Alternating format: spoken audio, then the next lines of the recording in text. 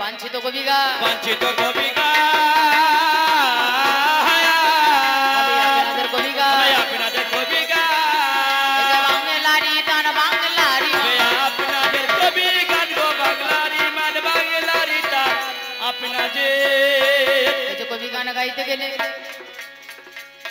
জানি বিষয় একটা চাই আজ বিষয় ছাড়া কেমন করে এ কবিগান হয় কেহ বাজায় রামায়ণে কেহ বাজায় বেদ পুরাণে কেউ বা আধুনিকে গায় আজ কেউ বা আবার এই গানে পৌরাণিকে যায় আজ নানা ভাবে নানা পালা কবির বিষয় হয় আজ কেরি কিবা মধ্যে বিষয় দিয়ে দেয় অতি সুন্দর বিষয় পালা কানে শোনা গেল আপনাদের সবার মাঝে আজ বলে গেল আমার যখন বিপক্ষ পাল্লাদারে রয় আজ বর্ধমান জেলায় তার বাড়ি জানি হয় বর্ধমানে জেলায় তাহার বাড়ি যোগ হলো কে তো গ্রামে থানা কে জানে না বলো আজ প্রভার চ্যাটার্জি নামে হয়ে গেল আজ বর্তমানের ভূমিকায় তারে জানিয়ে দিল আজ ব্যক্তিগত নামই আমার সঞ্চিতা পাল হয় আজকে আজ আমি করবো অভিনয় কোন অভিনয়ে আমায় পালা সাজাইল আজ আদিম যুগের সেকালে রে ভূমিকাতে আজ গান ভালো জমবে গান ভালো জমবে ভালো জমবে গান ভালো জমবে আজ একালে সেকালে দেবী গান ভালো জমবে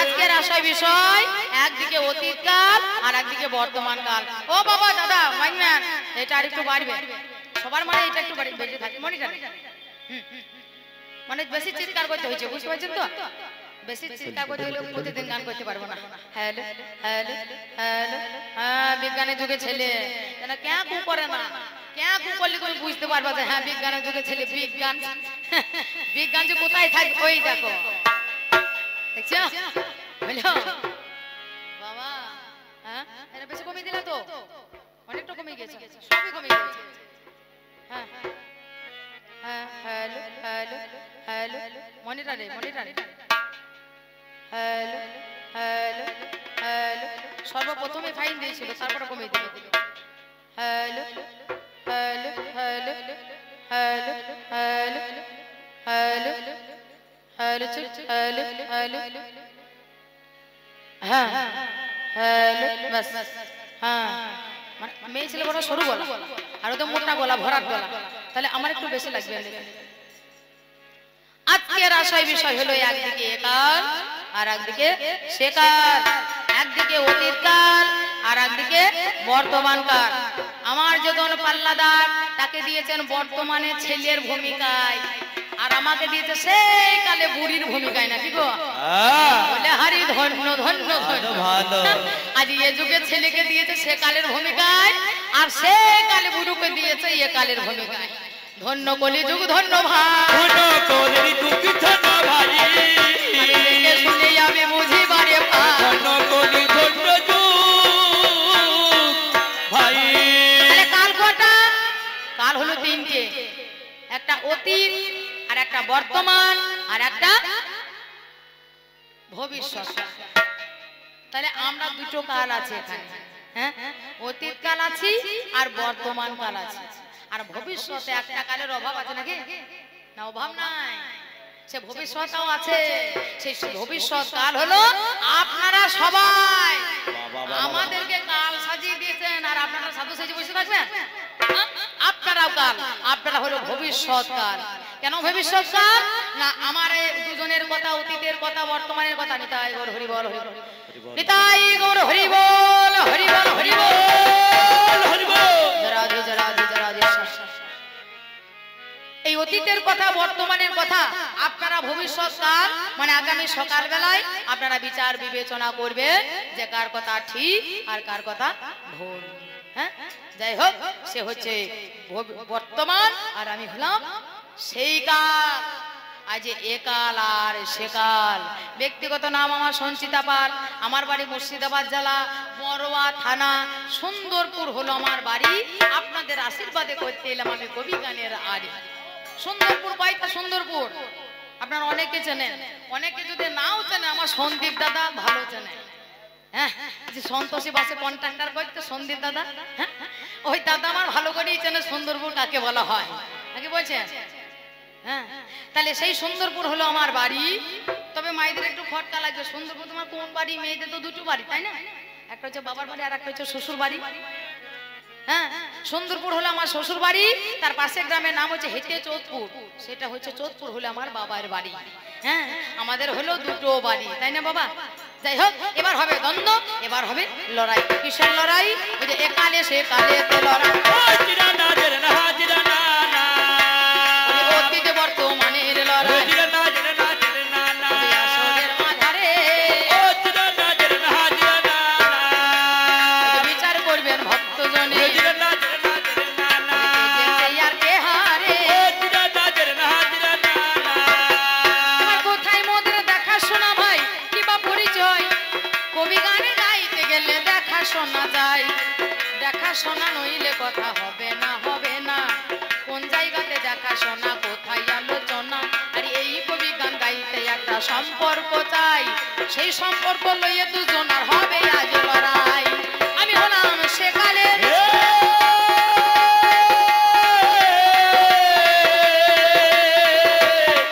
সেকালে কালে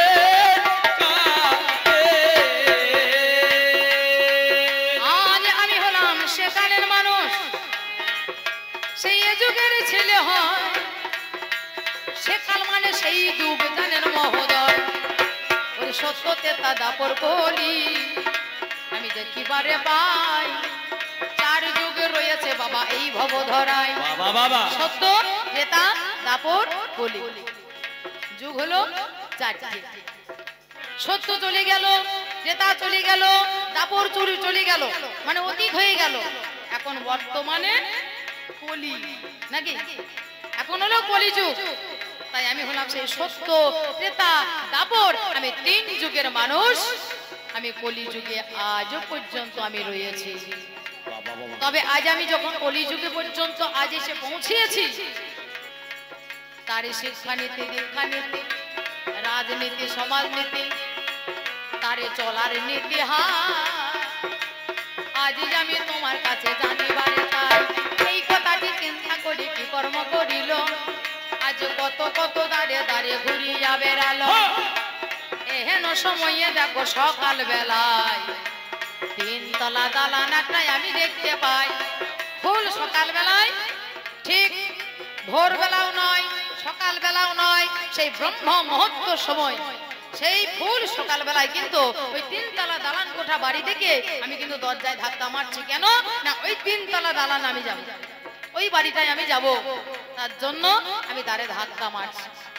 এই যেই না ধাক্কা ধাক্কি মারতে লেগেছে, এই হেন সময়ে একটা 16-17 বছর একটা যুবক ছেলে সেই রাস্তা দিকে চলে যাচ্ছে। রাস্তা দিকে যেতে যেতে আমার ওই ধাক্কা ধাক্কি মারা দেখে বলছে, এই দাদু তুমি ধাক্কা মারছো কেন দরজাতে? আরে ভাই, ধাক্কা না মারলে কি জানতে পারবে ঘরের ভিতরে মানুষ আমি বাইরে দরজায় এসে দাঁড়িয়েছি, আমি ঘরের ভিতরে যেতে চাই, বাবা বাবা আমি পিপাসার্ত, আমি ক্ষুধার্ত, আমি ওই ঘরে যাব? তা বলছে, দাদু ঘরে যাবা ঠিক আছে, কিন্তু ধাক্কা মারার তো দরকার নাই। তাহলে কি করতে হবে?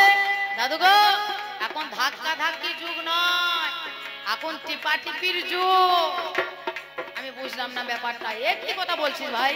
তা বলছে, দাদু তুমি বুঝতে পারছো না, এখন টিপা টিপির যুগ। একটা টিপ মারবা আলো জ্বলে যাবে, আবার একটা টিপ মারবা ফ্যান চলে যাবে, আবার একটা টিপ মারবা টিভি চলবে, আবার একটা টিপ মারবা দরজায় ক্রিং ক্রিং শব্দ উঠবে। আহা আরে দরজা দেখছো না, এই দরজার পাশে একটা বেল আছে, কলিং বেল। ওই কলিং বেলটা টিপবা আর ভিতরে মানুষ জানতে পারবে যে বাইরে দরজায় আমার কে এসেছে। ধাক্কা মারতে গেলে এখন হবে না, ও তিনতলা দালান উপরে আছে, এইখানকার ধাক্কা কিন্তু তিনতলার উপরে শুনতে পাবে না ভাই।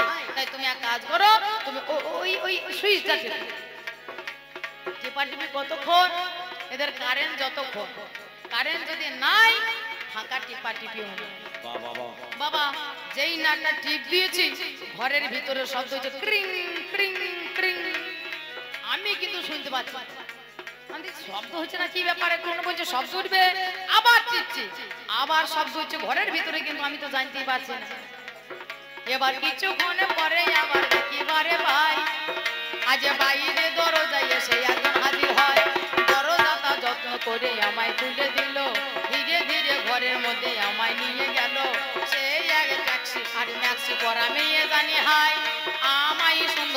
দরজা খুলে দেয় হ্যাঁ।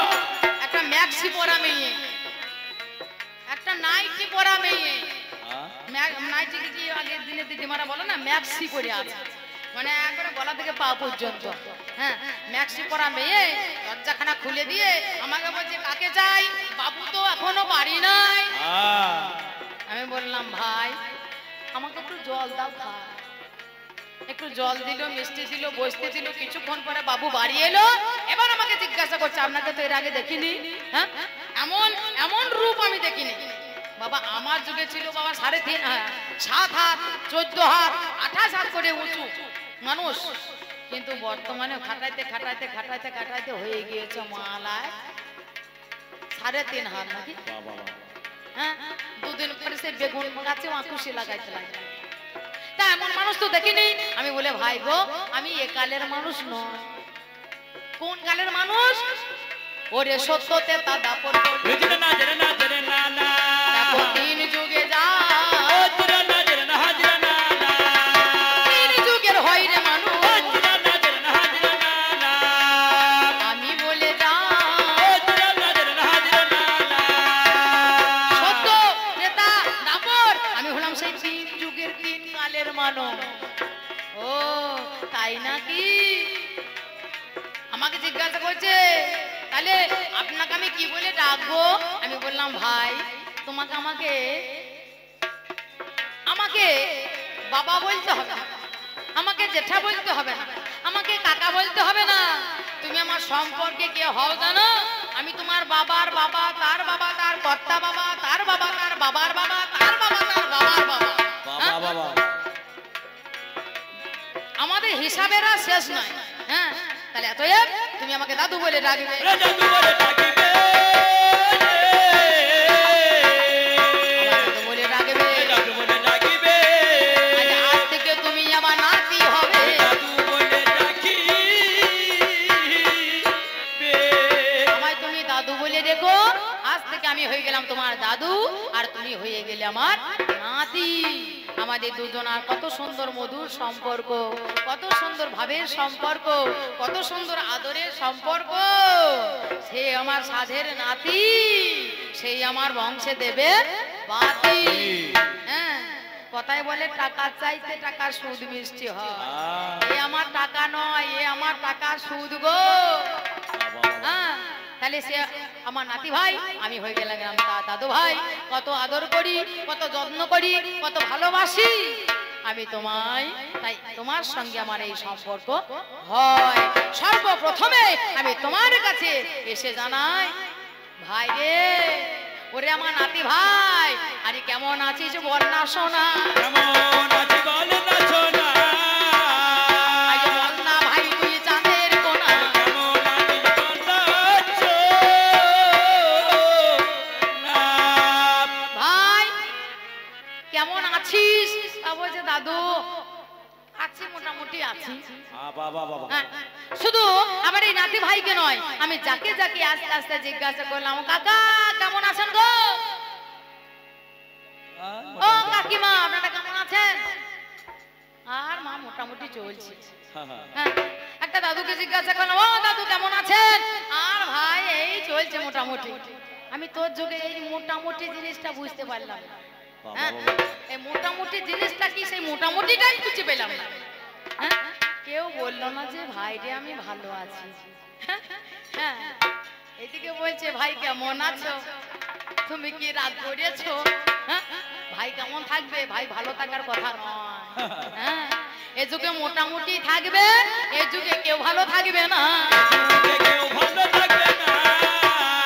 আগে ভালো কেমনে থাকবে বলো না। এই যুগে কেউ ভালো থাকবে না।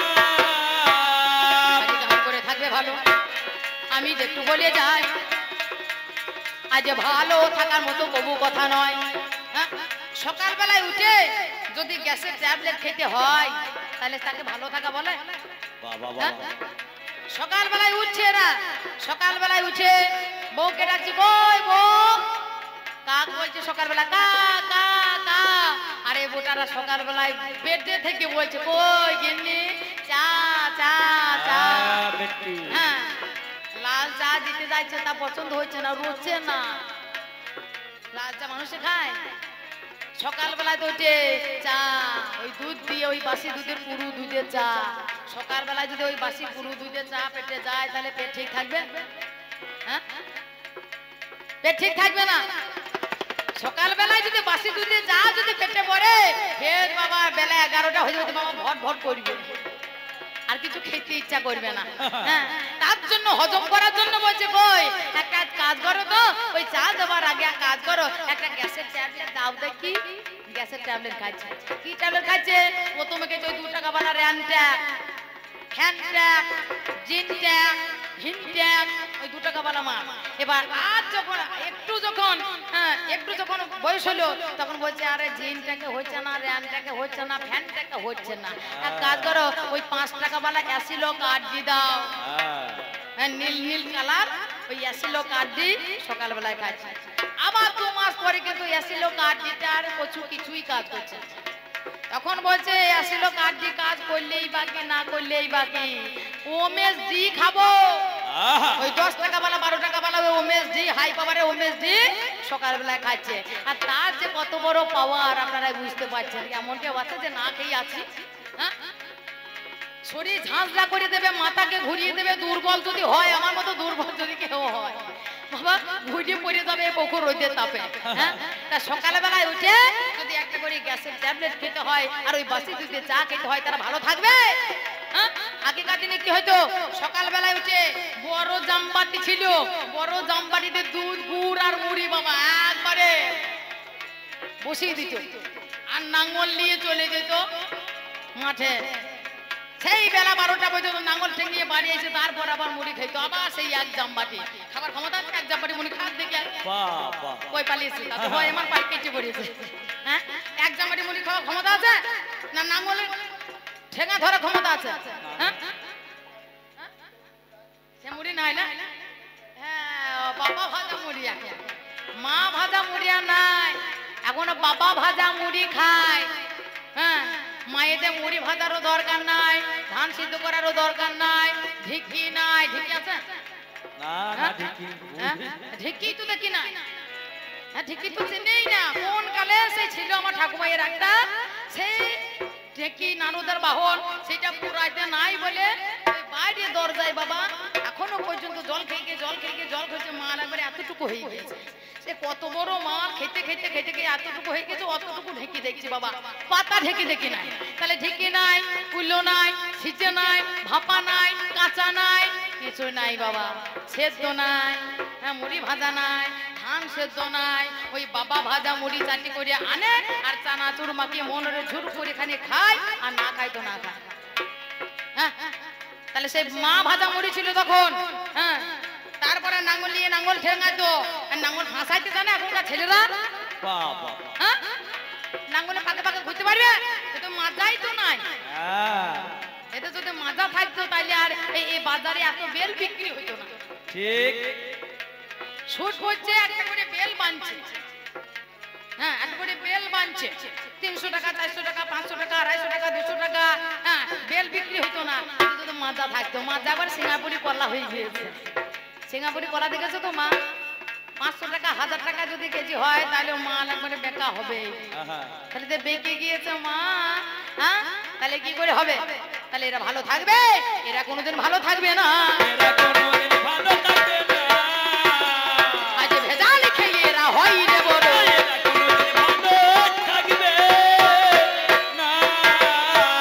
আমি কি বলিব ভাবের কথা,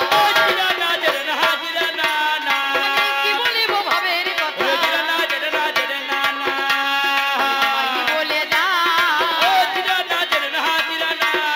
ভেজাল খেয়ে হইতে বড়।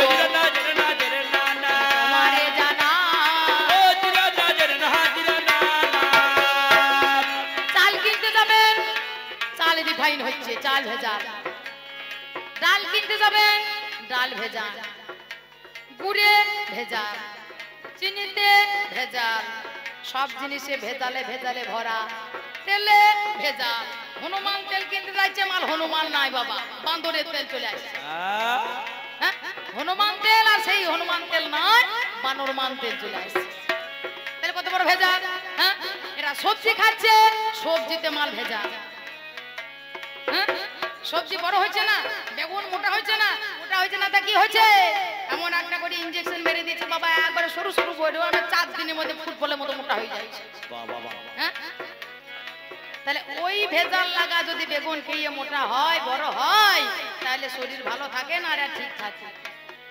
এই তো জুগুরে মাঝখানে দাঁড়া দে দে দে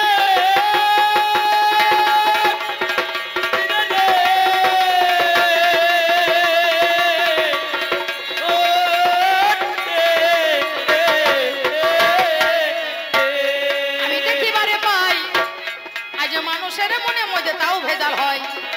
তোর যুগের মাঝখানে কাউকে জানি বিশ্বাস তো নাই। মাকে বাবাকেও দেখিবারে পাই, নিজের স্বামীকে তাও জানি বিশ্বাস নাই, নিজের স্ত্রীকেও তাও জানি বিশ্বাস নাই, নিজের ছেলেকে মেয়েকে কবু বিশ্বাস নাই। আর তোর যুগের মাঝখানে সবার মধ্যে ভেজাল ভরা, রাই ভালোবাসাতে ভেজালই আছে। ভালোবাসাতে ভেজালি আছে, বলে যাই ভাই রে তোর কাছে, ভালোবাসাতে ভেজাল আছে। এই জায়গাতে দুজনারই দেখা শোনা হলো রে। রোয়া মরি মরি রে, এ জায়গাতে দুজন নারী দেখাশোনা হলো। আমি তাহার বাড়ি এসে আমি এসে দাঁড়ালাম ভালো। ভালো গো এসে দাঁড়ালাম ভালো। এই জায়গায় আলোচনা, সেই আলোচনাটাকে বড় করবার জন্য আমার এই দাদু ভাই এই কলি, এ কলি, কলি মানে কুড়ি, এ কুড়ি হয়ে আছে, এখনো ফোটেনি। তবে আমি যখন এসেছি, আমি তোমার দাদু, আমি তোমাকে দেখাবো জাদু। দাদু ভাই, আমি তোমাকে জাদু খেলা দেখাবো। তুমি কুড়ি হয়ে আছো। আপনারা জানেন এই দুর্গা পুজো যখন হয় না, দুর্গা পুজোতে 108টা পদ্ম ফুল লাগে, লাগে না? 100টা পদ্ম ফুল, কিন্তু সেই পদ্ম ফুল ফুটা হলে হবে না। যারা তারাপীঠে গেছেন জানেন, তারাপীঠ এলাকায় আমি গতকাল ছিলাম। ওই তারাপীঠ এলাকায় জবা ফুলের চাষ বেশি। সকালবেলা হচ্ছে, ছেলে মেয়ে সবাই গিয়ে জবা ফুলে ওই কুড়িগুলোকে তুলছে। কুড়িগুলো কি নিয়ে কি হবে? বলে কুড়িগুলো দিয়েই মায়ের পুজো হবে, আর ফুটা ফুলগুলো ফেলে দিচ্ছে। হ্যাঁ, কুড়িগুলো দিয়ে পুজো হবে। তাই তেমনি ভাবে এই দুর্গা পুজোর সময়ও তাই ওই কুড়ি পদ্মকে নিয়ে আসে, আর নিয়ে এসে ঠাকুরমশাই কাছে যায়, ঠাকুরমশাই হাতে করে নেয়, আর থাবড়িয়ে থাবড়িয়ে হাতে করে ফোটায়, আর মায়ের চরণে দেয়। একটুকু নেয়, থাবড়িয়ে ফোটায়, আর মায়ের চরণে দেয়। এই আমার দাদু ভাই, আমি হলাম তোর দাদু, আমি তোকে থাবড়িয়ে ফোটাবো, থাবড়িয়ে ফোটাবো।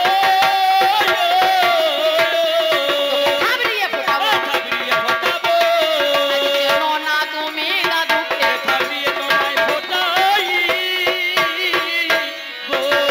বলতে বলতে ভয়ের কথা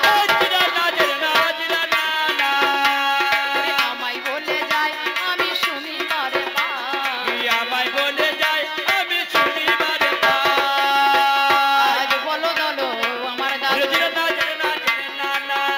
তোমার যুগে কেমন হয় তুমি বলো না আমার। আমার যুগের মাঝখানেতে দেখিবারে পাই, আমি ইতিহাসের মাঝখানেতে আমি পেয়ে যাই। বলো তোমার যুগে ধর্ম নীতি কেমন বলো ছিল, আমি ভাবের কথা তোমার কাছে বলবো দাদু ভালো পাগল রে।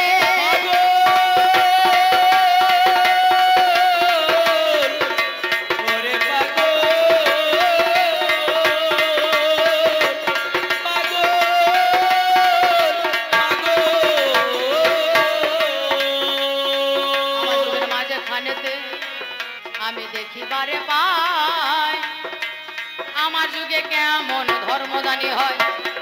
আমার যুগে ধর্ম সবার মধ্যে ছিল। আমার যুগে ছেলের মধ্যে ধর্ম ছিল হাই। শোনোই আমার পাল্লাদারে তোমারে জানাই, আজ আমার মধ্যে এমন ছেলে জন্ম বলো বিল, নামে জানে সিন্ধুরা, সিন্ধুমণিকে জানে না বলো। অন্ধমণি পুত্র নামে সিন্ধুমণি হয়, মা বাবা অন্ধ তোমারে জানায়। মা অন্ধ, বাবা অন্ধ, তারা চলতে পারতো না। অন্ধের লাঠি হিসাবে, অন্ধের জ্যোষ্ঠী হিসাবে ছিল তাদের সন্তান সিন্ধুমণি। চিমনি যেখানেতে যায় একটা বাঁকে করে নিয়ে বাবা দুদিকে ঝুড়ি রয়, বাবা বাঁক নিয়ে এদিকে একটা ঝুড়ি, এদিকে একটা ঝুড়ি, ডান দিকে বামে দিকে দুটো ঝুড়ি রয়। দুই দিকেতে দেখো আজ তাহারে বসাই, মাকে বাবাকে আজ বসাইত, যত্ন করে মা বাবা সেবা করিত। শোনোই আমার ছেলের মধ্যে কেমন ধর্ম হয়, শোনোই আমার পাল্লা ধারে আরো বলে যায়। নামে যারে রামচন্দ্র কি কর্ম করিল, কেমন ধর্ম নীতি আজ তুমি শুনে চলো। পিতৃসত্য পালনের জন্য বনবাসে যায়, শোনোই আমার পাল্লা ধারে আজ বলে যায়। আগামী কালে দেখো রামের রাজা হবে, রাজ রাত্রি বেলায় ভেবে দেখো, তবে রাত্রি বেলাতে দেখো দেখিবারে পাই রামের মা জানি সদমা হয়। সেই সদমা জানি কইকেই হলো দশরথ রাজাকে বলিতে লাগিল, শোনো শোনো রাবণ রাজা গুণের গুণধন, তোমার কাছে আমি বরে চাইবো এখন। ওই কইকেই তিনি নিবেদন জানালো, আজ রামকে বনে যেতে হবে মনে। কেন কইকেই মা খারাপ? দশের কাছে, সারা জগতের কাছে কইকেই মাকে খারাপ বলে সম্বোধন করলো, কিন্তু কইকেই মা জানে যে এই যে অযোধ্যা রাজা রঘুপতি যে হবে, এই অযোধ্যা রাজা 25 বছরের আগে তার অকাল মৃত্যু হবে। এটা কেউ জানে না, মা জানে গো, কেউ জানে না, মা জানে গো, কেউ জানে না, কইকেই জানে গো, কেউ জানে কইকেই জানে গো, মা সেই জানতে পারিল, কেউ জানে কইকেই জানে জানে গো। ওরে মান্যব মুনির কাছে আজ তিনি শুনতে পায়, তোমার রঘুবংশে 25 বছরের আগে যদি কেউ বা রাজা হয়, তাহলে কি হবে? তার অকালে মৃত্যু হবে, তার অকালে মৃত্যু হবে। রামের বয়স এই মাত্র 12 বছর পার হয়েছে, 12 বছর পার হয়েছে।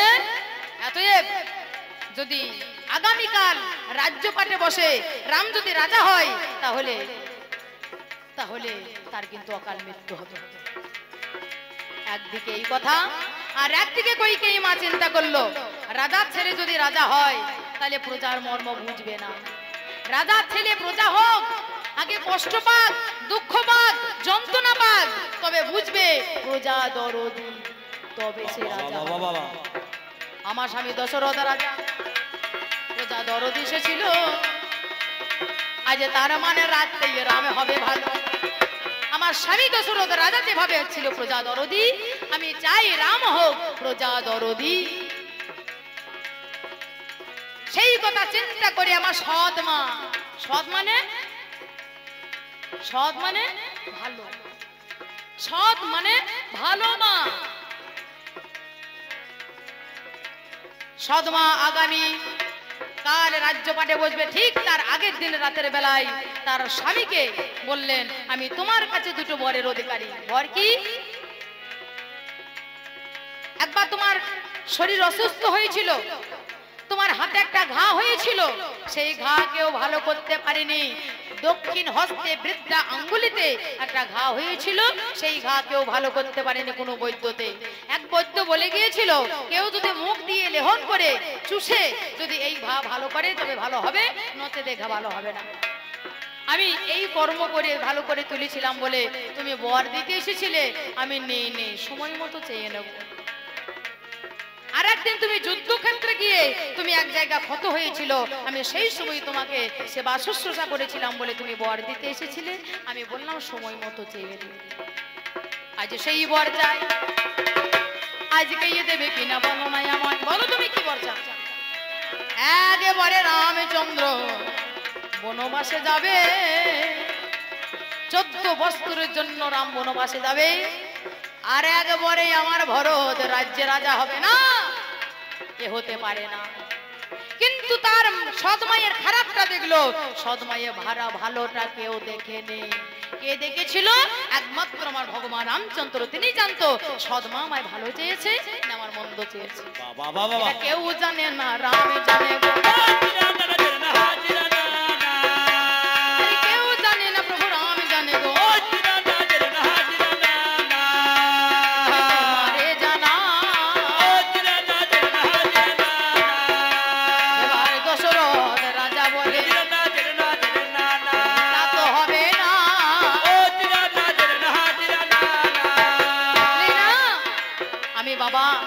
আমি বাবা হয়ে ছেলেকে বনবাসী কেমন করে দিই তুমি বলতে পারো? বলে স্বামী গো, কেমন করে দেবে আমি জানি না। তুমি যেমন বাদ দিয়েছো তেমনি তোমার ধর্ম পালন করতে হবে। এটা রঘুকুলের রীতি। রঘুকুল রীতি সদা চলিয়া এ প্রাণে যাই এ প্রবচনে না যায়। রঘুকুল রীতি সদা চলিয়া প্রাণে যায় পর বচনে না যায়। রাম সিয়া রাম সিয়া রাম জয় জয় রাম।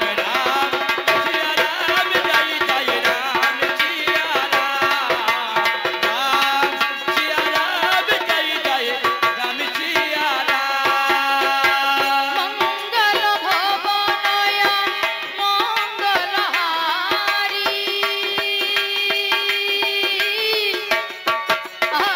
দশরথ নন্দন অজিয় সিংহারি।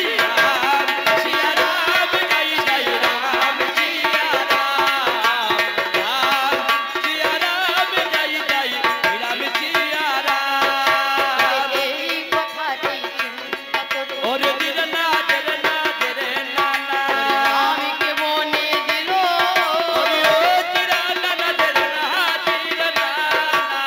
পিতৃ সত্য পালনের লাগে রাম।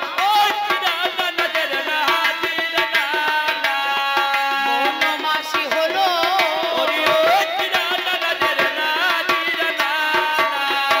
পিতা স্বর্গ পিতা ধর্ম পিতা হি পরমন্তব পিতুরি পিতৃমা বন্যে প্রিয়ন্ত সর্বদেবতা।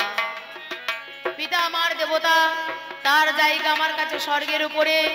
জননী জন্মভূমিষ্য স্বর্গাদপি গড়ীয় সীমা। সে মা যাই হোক না কেন, সে তোমার মা। জননী জন্মভূমি স্বর্গাদপি, স্বর্গের উপরেও সেই জননী স্থান। ভগবান রামচন্দ্র জাগতিক জগতের জীবকে এই শিক্ষা দিয়েছে, এই ধর্ম শিক্ষা দিয়েছে, এই নীতি শিক্ষা দিয়ে এসেছে। এক যুগে নয় যুগে যুগে এই ধর্ম চলিবে। আজ মায়ের কথা বাবার কথা ছেলে মেনে চলিবে। ভগবান রামচন্দ্র হয়ে ভগবান হয়ে তিনি জগতের মাধ্যমে কত কষ্ট পেয়েছে, কত দুঃখ পেয়েছে, কত যন্ত্রণা পেয়েছে। সমস্ত যন্ত্রণা অতিবাহিত করার পরেও হয়েছে রাম রাজ্যের রাজা। তাহলে তিনি জগৎবাসীকে এই জ্ঞান দিয়ে গেলেন, এই ধর্ম শিখিয়ে এলেন যে মা বাবার কথা মেনে নেওয়া উচিত বা দরকার।